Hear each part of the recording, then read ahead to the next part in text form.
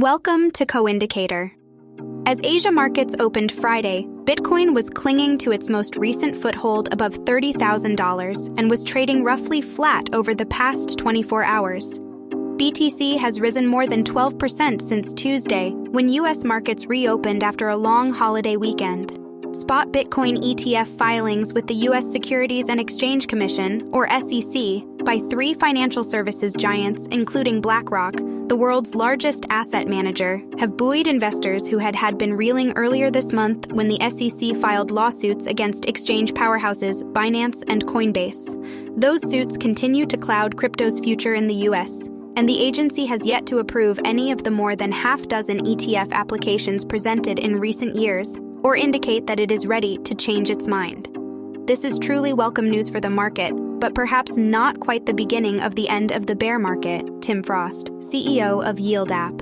This pump is likely down to a lot of institutional buying on BlackRock and other institutions' applications for a Bitcoin spot ETF, which have not been approved.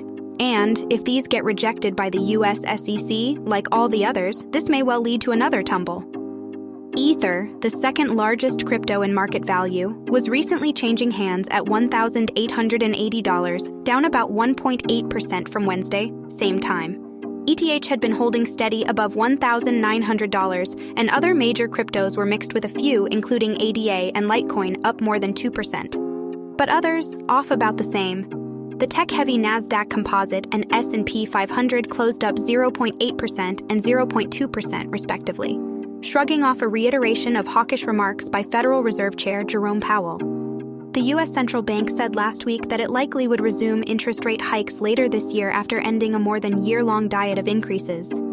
Yield App's Frost wrote that the most recent surge would not be particularly welcome news, as this pump is entirely due to centralized institutions in traditional finance becoming more interested in crypto. But he added, these detractors should really think about the future. Cryptocurrency cannot stay in its own echo chamber forever, and it must be accepted and bought by institutions if it is to truly grow and expand.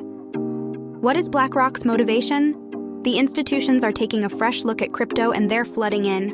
BlackRock applied for a spot Bitcoin ETF. Invesco reapplied for approval to offer a spot Bitcoin ETF. WisdomTree also refiled for a spot Bitcoin product yesterday, after rejected by the SEC in 2022. Elsewhere in non-Bitcoin crypto, a crypto exchange backed by Fidelity, Schwab, and Citadel Securities launched in the United States, and Deutsche Bank applied for a digital asset license in Germany. So yes, the institutions are back.